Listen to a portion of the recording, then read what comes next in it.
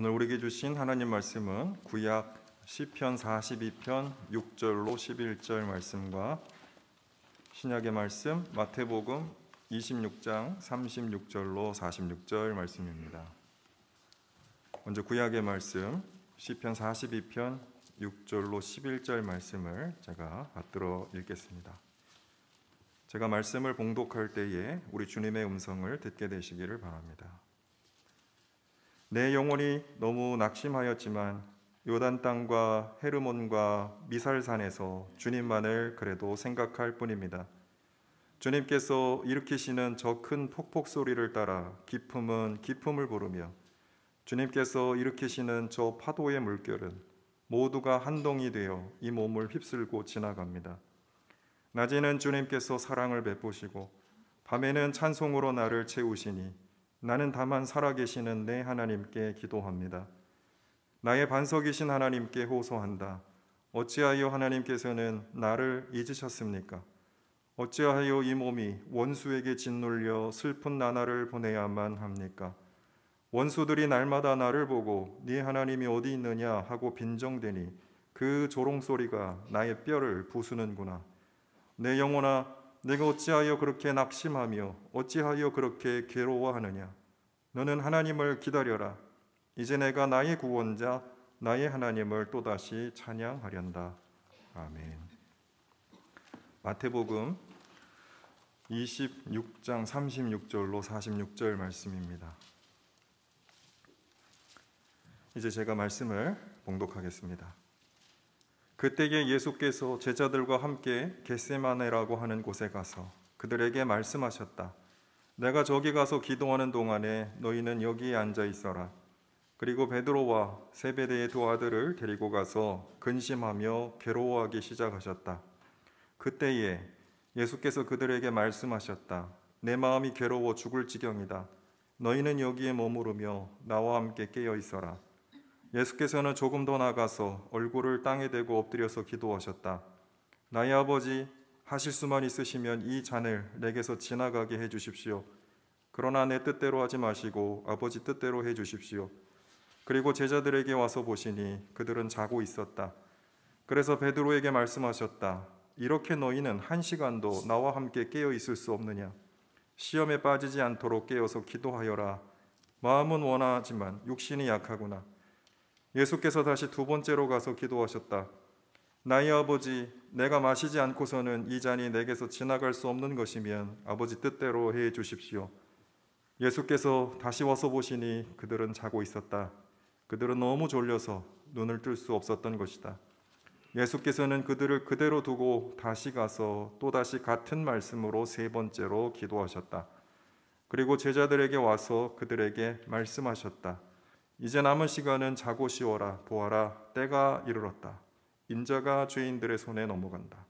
일어나서 가자. 보아라, 나를 넘겨줄 자가 가까이 왔다. 아멘. 오늘 부활절 세 번째 주일입니다. 부활하신 주님의 은혜가 여러분의 삶과 가정에 함께 하시기를 축원합니다. 주님은 우리와 항상 함께 계시겠다고 말씀하셨지만은 우리는 주님이 우리 안에 계신다는 사실과 또 주님이 우리와 동행하신다는 사실을 깨닫지 못하고 살아갈 때가 너무나도 많은 것 같습니다. 여러분 안에 주님이 계심을 느끼십니까? 여러분 삶 속에 주님이 동행하심을 느끼십니까? 고대 교부 아우구스티누스는 주님이 우리 안에 살아계심을 깨달으면서 또 주님 안에 우리가 살아가는 것, 그것이 우리의 가장 아름답고 행복하고 평안한 삶이다, 이렇게 고백하였습니다. 고백록을 시작하면서 1권 1장에서 아우구스티누스는 이렇게 말했습니다. 당신은 우리를 깨우셔서 당신을 찬양하는 기쁨을 알게 하십니다. 당신은 우리를 당신을 위한 존재로 지으셨기 때문에 우리가 당신 안에서 살아가기 전까지는 평안을 누리지 못합니다. 우리가 많은 것들을 해도 주님 안에 있을 때 비로소 우리 삶이 안전하고 평안하고 충만해진다라는 깨달음입니다. 우리가 주님 안에 있을 때 우리 삶이 의미를 찾는다라는 말입니다. 아우구스티누스에 따르면 우리는 하나님의 말씀을 통해서 하나님을 믿게 되는 것이고, 하나님을 믿음으로써 하나님을 찬양하게 되는 것이고, 하나님을 찬양함으로써 하나님을 삶 속에서 간절히 찾게 되는 것이고, 하나님을 찾음으로써 하나님을 알게 된다, 이렇게 말했습니다. 이게 좀 단계가 여러 가지인 것 같죠? 하나님 말씀을 통해 믿게 되고, 믿음으로써 하나님 찬양하게 되고, 찬양하면서 하나님을 삶 속에서 구하게 되고, 하나님을 삶 속에서 발견하면서 하나님을 알아가는 것이다. 위대한 통찰인 것 같아요. 믿음으로 하나님을 찬양하게 되고, 찬양하면서 하나님을 알게 된다. 그러면서 우리 안에 하나님이 계심을 발견하고, 우리 삶 속에 주님이 동행하심을 발견하게 된다라는 겁니다. 하나님이 우리 안에 계시고 우리 존재의 근원과 삶의 목적이 되신다라는 사실을 믿음의 눈으로 발견하게 됩니다. 그래서 우리가 하나님 안에서 살아가는 존재라는 사실을 깨닫고, 우리가 하나님 안에서 살아갈 때만 우리가 아름답고 빛나고 충실한 존재로 그런 삶을 살아갈 수 있다, 이런 이야기를 아우구스티누스가 했습니다.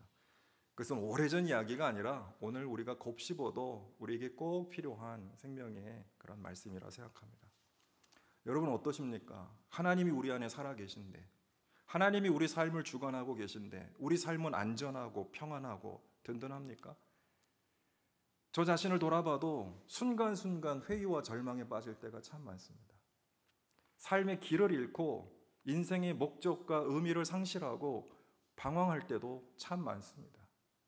결단하고 나가지만 그 결단이 흔들리기도 하고, 목적을 바라보고 이렇게 성큼성큼 나가기도 하지만 때로는 길을 잃고 힘이 빠지고 용기를 잃어버릴 때가 너무나도 많아요. 그게 우리 삶의 현실이 아닐까 싶습니다. 우리를 억누르는 걱정, 근심, 이런 것들이 몰려올 때마다 우리가 불안하고 초조하고 답답할 때가 너무나도 많아요. 그 믿음은 어디 갔는지, 이 불안이 엄습할 때 믿음은 여지없이 좌초해서 그냥 파산 상태에 이르게 되는 경험을 너무나도 많이 할 때가 있어요.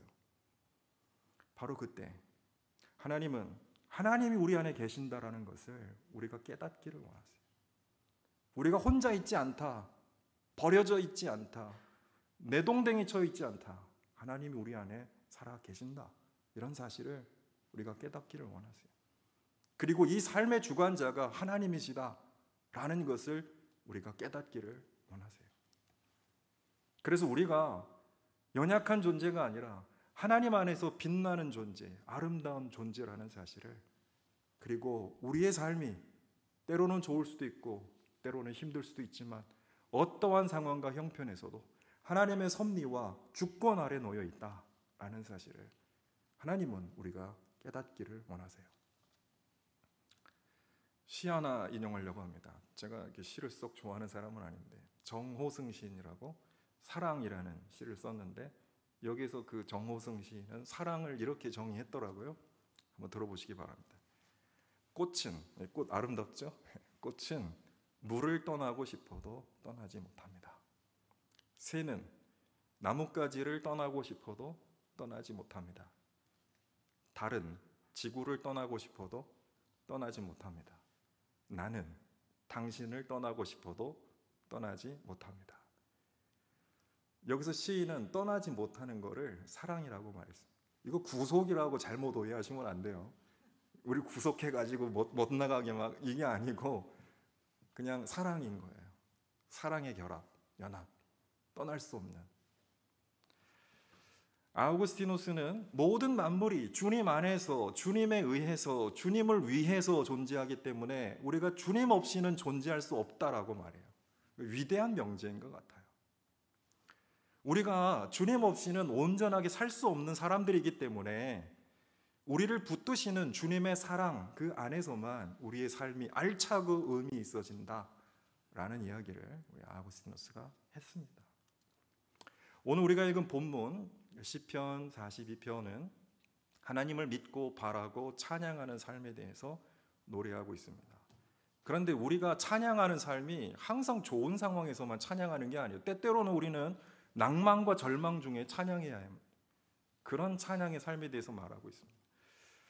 42장 1절, 42편 1절은 우리가 너무나 사랑해서 즐겨 암송하는 구절이기도 합니다.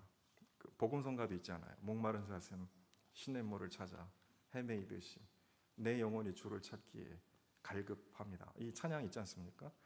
개역개정에는 이렇게 말하고 있습니다. 하나님이여 사슴이 시냇물을 찾기에 갈급함 같이 내 영혼이 주를 찾기에 갈급하나이다.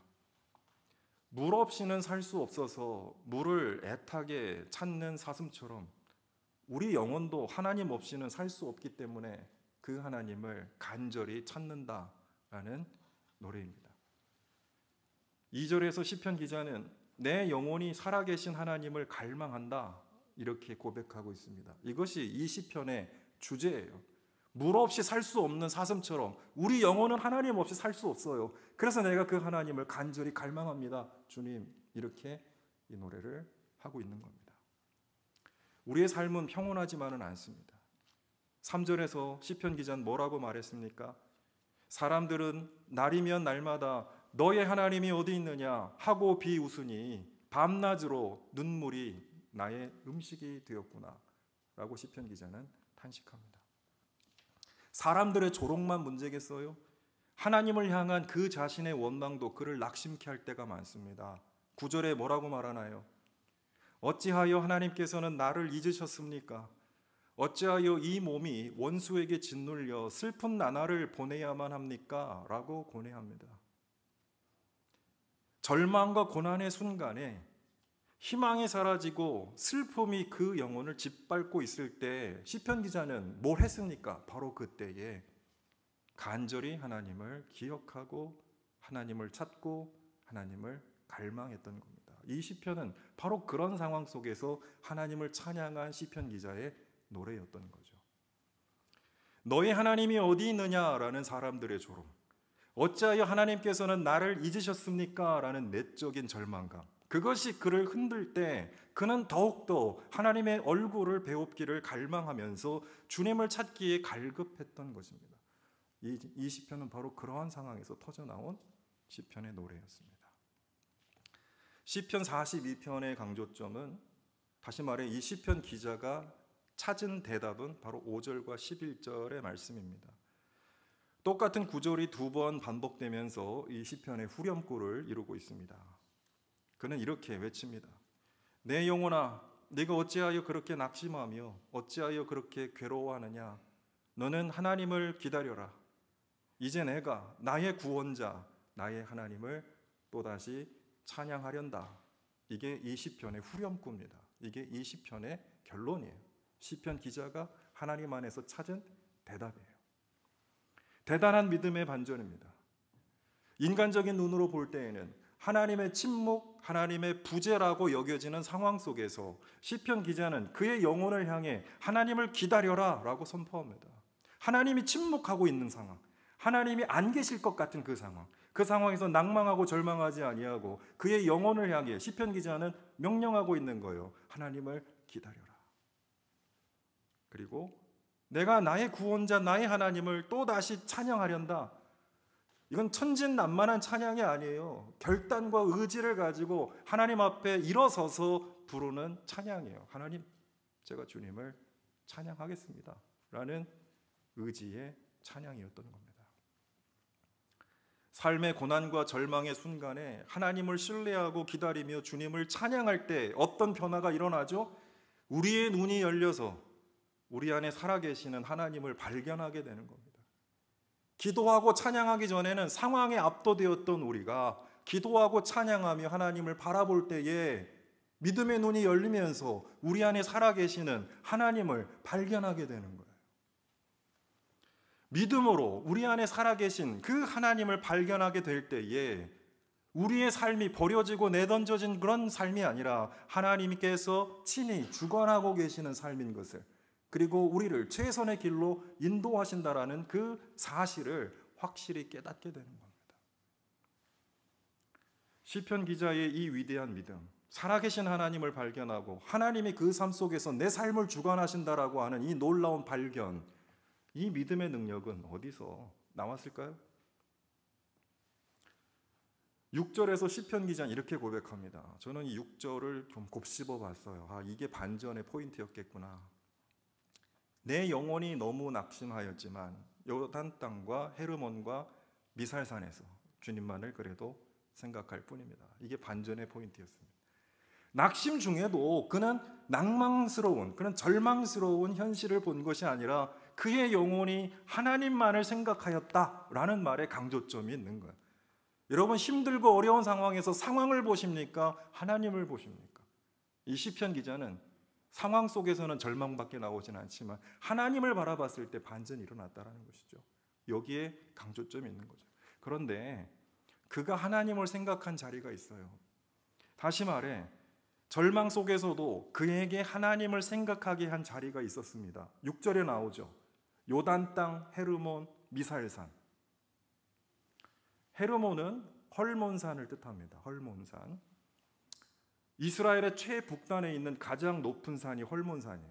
항상 만년설로 뒤덮여 있어서 그곳에서 발원하는 물이 요단강으로 흘러내려서 티베리아, 갈릴리 호수, 그리고 사해에 이르기까지 이스라엘을 두루 관통하며 흐릅니다. 그 발원지가 헐몬산이에요. 요단 땅은 이스라엘이 요단강을 건너가서 차지한 하나님이 그들에게 허락하신 약속의 땅을 의미합니다. 거기가 요단 땅이에요. 미살산은 현재 어디를 뜻하는지 불분명한 곳입니다. 그러나 대체로 학자들은 헐몬산 인근의 요단강 주변의 작은 언덕으로서 이 미살산이 모래 언덕을 지칭하는 것으로 봅니다. 여기서 모래 언덕이라고 했을 때 모래는 흙모래가 아니고 이스라엘의 지명 이름이에요. 샌드가 아니고요. 모래라는 지명 이름이에요. 창세기 12장 6절에서 아브라함이 본토 친척 아비집을 떠나서 하나님이 보여주실 땅으로 가라라는 부르심을 받고 나서 그가 가족을 이끌고 마침내 길을 떠나서 가나안 땅에 이르렀을 때 제일 먼저 정착한 곳, 아브라함이 길을 떠나서 가나안에 들어와 제일 먼저 정착한 바로 그 지역이 모래의 상수리나무 지역이었습니다. 미살산은 아브라함이 제일 먼저 터를 잡은 약속의 땅, 곧 모래 상수리나무 지역의 언덕이라고 할 수 있습니다. 이스라엘 민족의 출발지, 약속의 땅 가나안의 기착지, 거기가 바로 모래 지역이었어요. 신명기 11장 30절에도 이 모래의 상수리나무 지역이 언급되고 있습니다. 하나님이 이스라엘을 약속의 땅으로 인도하여 들이실 때에 그리심산에서는 축복을 선포하고 에발산에서는 저주를 선포하게 될 것이라고 모세가 이스라엘 백성들에게 설교합니다.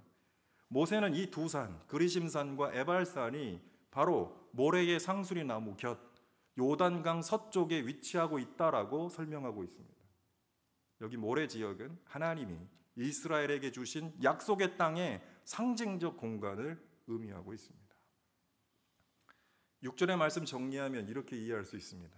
헤르몬, 요단 땅, 미살산은 하나님이 이스라엘에게 주신 약속의 땅을 상징하는 지역으로서 그들에게 약속하시고 종살이에서 구원하시고 그들을 인도하시고 마침내 차지하게 하신 하나님의 구원의 모든 역사가 녹아있는 공간이다. 시편 기자는 바로 그 자리에 서서 하나님의 구원의 역사를 되새겼다는 것입니다. 하나님의 은혜와 구원의 역사가 녹아있는 공간에서 하나님을 생각하면서 하나님의 살아계심을 되새겼다라는 말입니다. 바로 그 자리에서 과거와 현재가 소통하고 미래로 나가는 역사가 열렸던 것이죠. 바로 그 자리. 하나님을 생각한 자리. 사랑하는 교우 여러분, 여러분에게 하나님의 살아계심을 증언하고 하나님의 역사하심을 되새겨주는 삶의 자리가 있습니까? 그런 자리 여러분에게 있으세요? 하나님이 함께 하시고 하나님이 위대한 일을 이루신 의미 있는 공간, 삶의 순간이 있습니까? 저는 있다고 믿습니다. 여러분, 그 공간이 없다면, 그 순간이 없다면 여러분 이 자리에 있지 않을 거예요. 하나님이 여러분을 위해서 일하시고 하나님이 여러분에게 역사하신 그 자리가 있고 그리고 그 순간이 있기 때문에 오늘 우리가 이 자리에 나와 예배하고 있는 거예요. 저에게도 있고 여러분에게도 있을 겁니다. 예를 들어 한남대학교에서 하나님의 역사를 확인할 수 있는 상징 공간 어디입니까? 선교사촌이겠죠.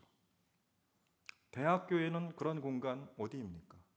우리가 처음 예배를 드렸던 강의실, 구대학교의 예배당, 그리고 지금 우리가 예배드리고 있는 이 공간이 단순히 건물이 아니라 하나님의 역사하신 숨결이 녹아있는 자리예요. 하나님이 일하신 자리, 우리가 하나님을 만난 자리, 하나님이 우리를 세우신 자리, 그런 자리, 그런 시간이 있다라는 거예요. 여러분과 여러분의 가정이 하나님의 살아계심을 되새김할 수 있는 그 자리는 어디이고 그 순간은 언제입니까? 그곳을, 그때를 여러분 꼭 기억하십시오. 언제요? 내 영혼이 흔들리고 무너질 때 하나님이 계시는가? 어디 있는가? 하나님 왜 나를 버리셨습니까? 라는 회의와 절망감이 몰아닥칠 때 그 때를, 그 순간, 그 자리를 여러분 기억하세요. 그리고 지금도 그때와 동일하게 역사하고 계시는 그 하나님의 손길과 은혜를 여러분 되새기시기 바랍니다. 7절에서 시편 기자는 헐몬산에서 발원하여 요단강으로 흐르는 물줄기, 아마 그 자리에 서서 이 시편을 노래했겠죠. 거기서 하나님의 살아계심을 발견했습니다. 되새겼습니다. 그 폭포 소리, 그 파도의 물결에서 주님의 살아계심을, 주님의 역사하심을 온몸으로 느끼면서 주님의 압도하심을 경험하였던 거예요. 하나님 어디 있느냐? 하나님 왜 나를 이렇게 힘들게 하시냐라는 그러한 이 절망감에 사로잡혀 있을 때 오히려 하나님의 살아계심을 발견하면서 하나님의 임재에 압도를 당하고 있는 거죠. 아, 하나님 살아 역사하시는구나. 하나님이 그를 잊으신 것이 아니며 하나님이 그와 함께 계시지 않는 것이 아니며 낮에는 사랑을 베푸시고 밤에는 찬송으로 채우심을 생생하게 느꼈다라는 거예요. 그래서 살아계신 하나님께 기도할 수 있었습니다. 여러분, 기도도 내가 하는 게 아니에요. 우린 기도할 수 없는 순간이 참 많아요. 하나님이 기도하게 하세요. 하나님을 기억할 때 그 하나님이 우리에게 기도하게 하신다. 그는 찬송과 기도 속에 살아계신 하나님을 다시 한번 생생하게 경험했습니다. 그리고 하나님을 발견하면서 그가 되살아났습니다. 살아계신 하나님을 발견하면서 그의 삶이 회복되었어요. 그래서 주님의 구원하심을 갈망하고 기대하며 이제 주님 앞에 나서는 사람, 주님 앞에 서는 사람이 되었다. 이 같은 놀라운 믿음의 반전과 영혼의 회복이 여러분의 삶 속에 날마다 일어나기를 주의 이름으로 축원합니다.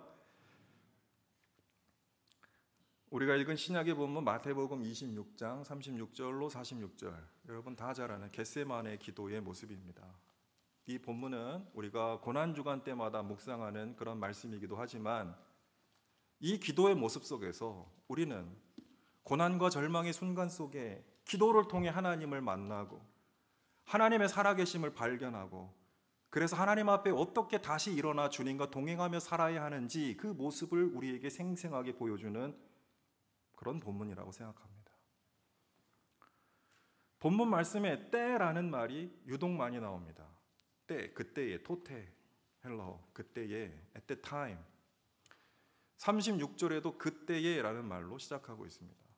잡히시기 전날 밤에 제자들과 예수님이 마지막 식사를 나누시고 제자들이 예수님을 부인하고 버릴 것이라는 사실을 예고하셨습니다.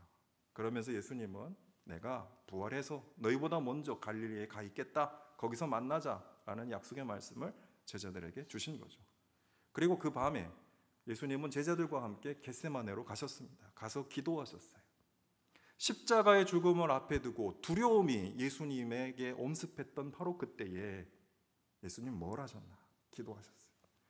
죽음의 공포, 고뇌, 예수님의 영혼을 흔들 때 바로 그때 예수님은 기도하셨다. 37절과 38절을 보면 기도하시던 그때에 예수님은 근심하여 괴로워하셨고 예수님 자신이 뭐라 말씀하셨냐면 마음이 괴로워 죽을 지경이다. 이렇게 예수님 말씀하셨어요. 누가의 기록을 보면 예수님이 고뇌에 차서 땀이 핏방울이 되어 땅에 떨어질 만큼 간절히 기도하셨다라고 말합니다. 외로움과 괴로움 속에서 예수님은 제자들과 그 마음을 나누길 원하셨어요. 외로울 때 친구가 필요하잖아요. 예수님도 친구가 필요했죠. 제자들과 그 마음을 나누길 원했죠. 그래서 중보기도를 요청을 했어요.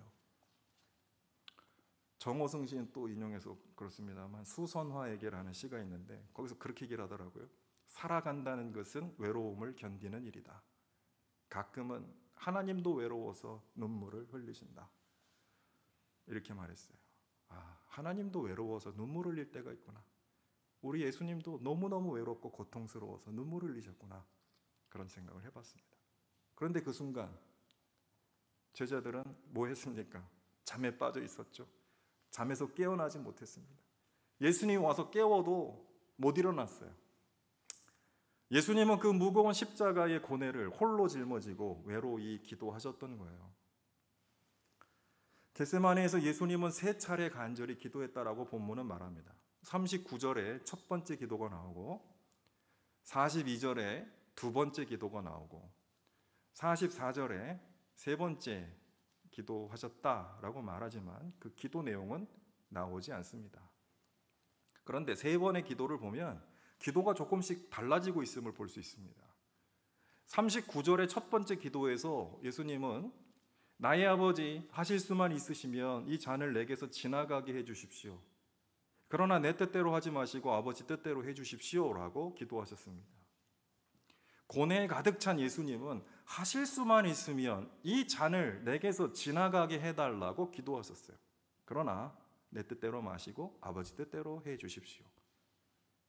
그렇게 간구하셨습니다. 이 얼마나 거짓 없는 기도예요. 얼마나 꾸밈 없고 가장이 없는 그런 기도였습니까? 진실한 기도였습니까? 하나님 앞에서 숨길 게 뭐예요? 겁나는데 안 겁난다고 하겠어요? 이거 하기 싫은데 하고 싶다고 말하겠어요? 이건 기도가 아니죠. 예수님은 진솔하게 기도하신 거예요. 이거 지나가게 해주시면 고맙겠습니다. 무서운 거예요. 힘든 거예요. 얼마나 꾸밈 없는 진실한 기도를 하셨습니까? 하나님께. 그러나 내 뜻대로 마시고 아버지 뜻대로 해주십시오 라고 했던 기도입니다. 하나님의 뜻이 이루어지기를 바라는 참 위대한 기도였습니다. 그런데 42절의 두 번째 기도에서 예수님이 뭐라고 말씀하셨습니까? 나의 아버지, 내가 마시지 않고서는 이 잔이 내게서 지나갈 수 없는 것이면 아버지 뜻대로 해주십시오 라고 기도합니다. 첫 번째 기도에서는 이 잔을 지나가게 해달라고 기도하셨지만 두 번째 기도에서는 내가 마시지 않고는 지나갈 수 없다라는 사실을 예수님이 받아들이면서 아버지 뜻대로 해주십시오 라고 적극적으로 구하셨어요. 그러니까 이 잔을 받겠다라는 변화가 이미 예수님 마음에 있었던 거죠. 내가 마시지 않고는 이 잔이 지나갈 수 없으니 주님 뜻대로 해주십시오. 이렇게 기도가 바뀐 거예요. 하나님을 신뢰하면서 인간적인 고뇌를 내려놓고 내가 충분히 고통스럽지만 하나님의 뜻이 있다. 그 뜻을 알고 신뢰하면서 그 뜻을 온전히 받아들이신 거죠. 44절에서 세 번째 기도의 내용은 나오지 않습니다만 충분히 그 내용을 짐작할 수는 있을 것 같습니다. 왜냐하면 45절에서 예수님은 제자들에게 뭐라고 말씀하셨습니까? 때가 이르렀다. 인자가 죄인들의 손에 넘어간다 라고 말씀하셨고 46절에서는 일어나서 가자라고 말씀하셨습니다. 그래서 가자라는 말, 집에 가자라는 말이 아닙니다. 십자가 지러 가자라는 말이죠. 결단 끝난 거죠. 예수님의 결정이 끝난 겁니다. 마음이 정해진 거예요. 예수님은 하나님의 때가 이르렀음을 아시고 하나님의 뜻을 예수님은 이르렀음, 그 뜻을 발견하신 거죠. 그래서 하나님의 그 뜻을 이루시기 위해서 자기 몸을 드리시기로 결단하신 거예요. 그 기도의 과정 속에서. 주님은 십자가 앞에서 하나님의 뜻을 확인하고 그리고 하나님의 구원을 이루기 위하여 십자가를 받아들이셨습니다. 억지로가 아니라 자발적으로, 기꺼이, 그리고 매우 헌신적으로 그 십자가를 받아들이기로 결단하셨습니다. 겟세마네의 고통과 고뇌 가운데서도 예수님은 기도를 통해서 하나님의 뜻을 물으셨어요. 하나님, 주님의 뜻이 무엇입니까? 라고 고통의 순간에 물었습니다.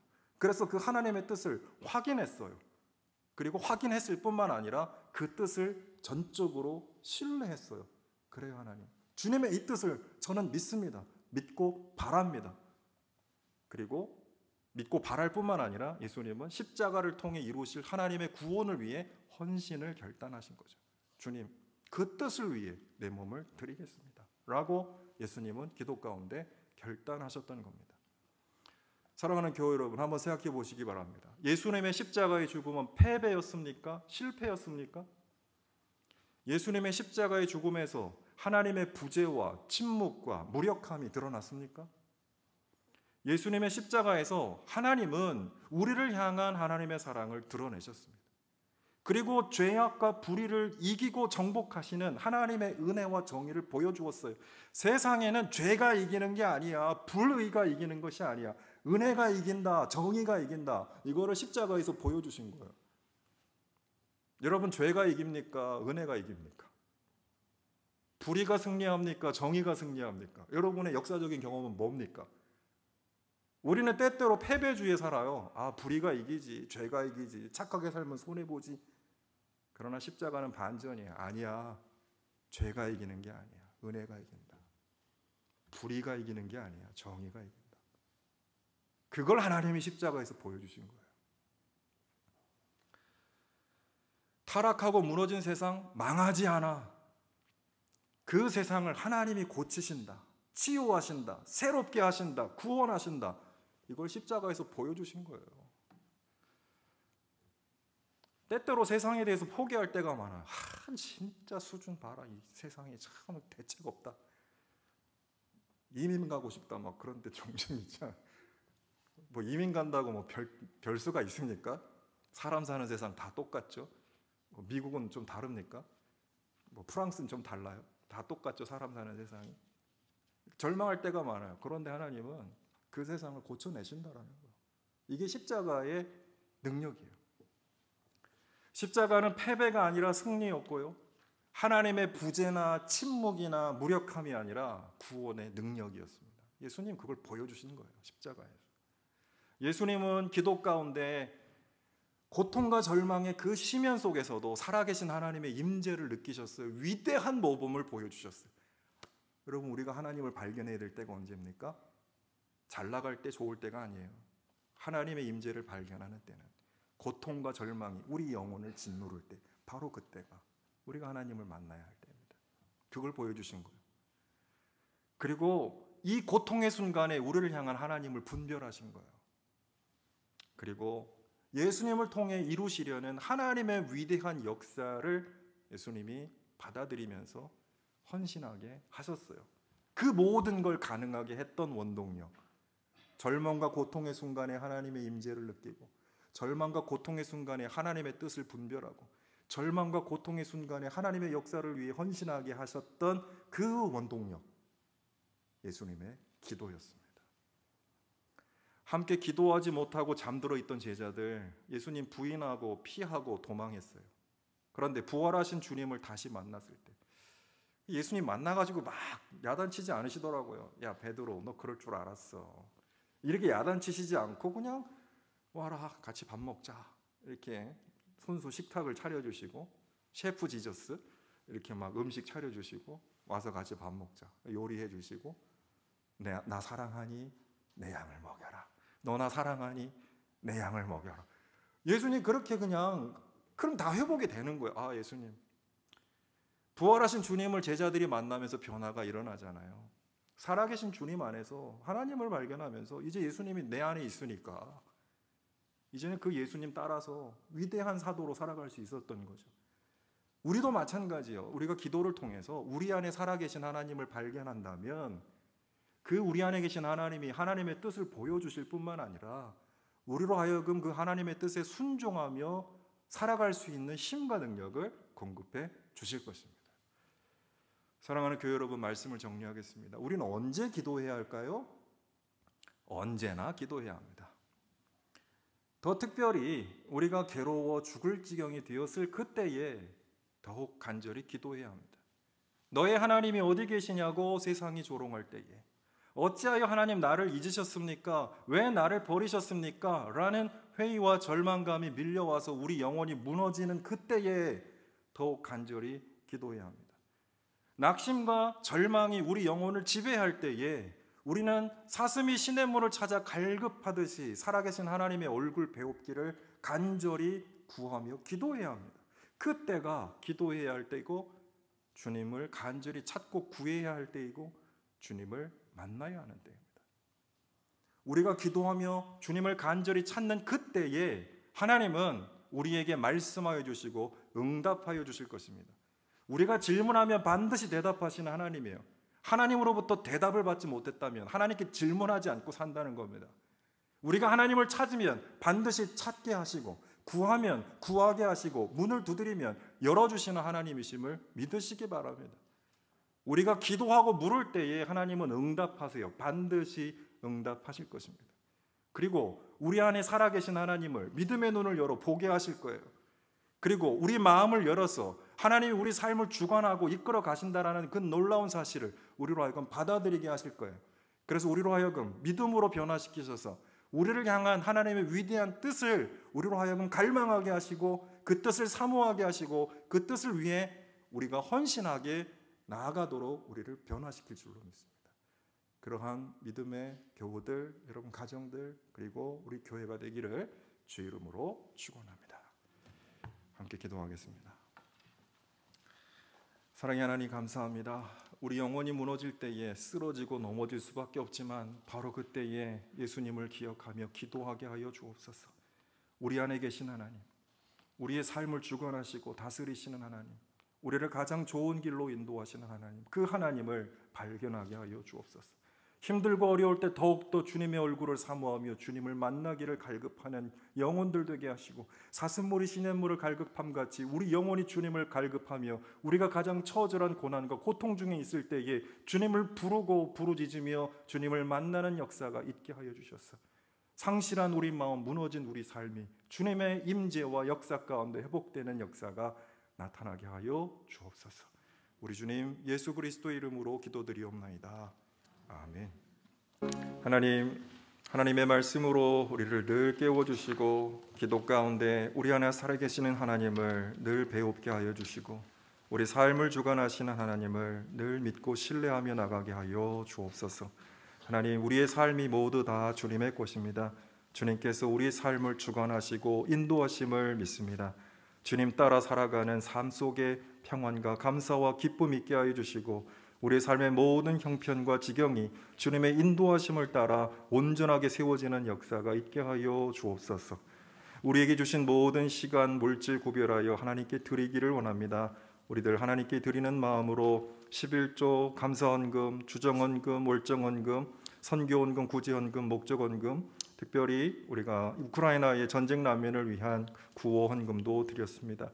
하나님, 이 물질 쓰여지는 곳마다 하나님 영광 나타나게 하여 주시고, 하나님이 기뻐하시고 선하시고 온전하신 뜻이 우리 교회를 통해 이루어질 수 있도록 주님 도와주옵소서. 무엇보다도 우리 교우들의 삶에 하나님의 은혜와 능력이 충만하여 줘서 영적인 것, 정신적인 것, 물질적인 것 모든 좋은 곳에 부족함이 없도록 항상 날마다 새롭게 충만하게 공급하여 주옵소서. 우리 교회에 연로하신 어르신들 하나님께서 영육간에 강건하게 지켜주시고, 날마다 살아가는 삶이 주님과 동행하는 아름답고 복된 삶이 되게 하여 주옵소서. 코로나로 인하여 건강에 염려와 또 어려움을 가지고 살아가는 가족들이 있습니다. 하나님께서 치유하시고 회복하여 주시며, 특별히 경제적으로 어려움 당하여 고통당하는 교우들 하나님께서 책임져 주시고 그 삶을 주관하시기를 원합니다. 오늘 특별히 어린이 주일입니다. 우리 교회에 주신 어린 생명들 그리스도의 교양과 훈계로 잘 양육하며 하나님 나라의 귀한 생명으로 세워가는 교회 되게 하여 주시고, 우리 어린 생명들이 더 주님을 잘 알아서 주님을 아버지로 모시며 살아가는 복된 인생으로 길러내는 학교의 사명 감당하는 우리 교회 될 수 있게 하여 주옵소서. 우리 교회에 주신 젊은이들, 청년들, 대학생들 믿음의 사람으로 길러내는 선교적 교회 사명을 감당할 수 있도록 주님 도와주시고, 우리 지역사회 곳곳에서 우리 교회가 꼭 필요한 하나님의 손길이 되는 사역에 저희들 게으르지 않도록 우리를 깨우쳐 주시고 사용하여 주옵소서. 세계 선교 현장에서 하나님 나라 확장을 위하여 헌신하고 노력하는 우리 선교사님들 지켜주시고, 그들의 손길마다 하나님의 나라의 역사와 감동이 나타날 수 있도록 주님 인도하여 주옵소서. 지금은 교회의 머리 되신 우리 주 예수 그리스도의 은혜와 우리 아버지 되신 하나님의 무한하신 사랑하심과 우리의 인도자와 보호자 되신 성령 하나님의 내주 교통 역사하심이 기도와 찬송 속에 하나님을 발견하고 우리의 삶이 하나님의 손에 맡겨져 있음을 믿고 주님을 기쁘게 따라가기로 소원하고 다짐하는 사랑하는 모든 교우들과 가정과 나아가는 길 위에 하나님께서 피로 값지고 세우신 이 대학교회와 한국교회 위에 이 나라 이 민족 가운데 전쟁의 고통으로 얼룩진 세계와 열방 가운데 지금부터 영원토록 함께 하옵시기를 간절히 축원하옵나이다.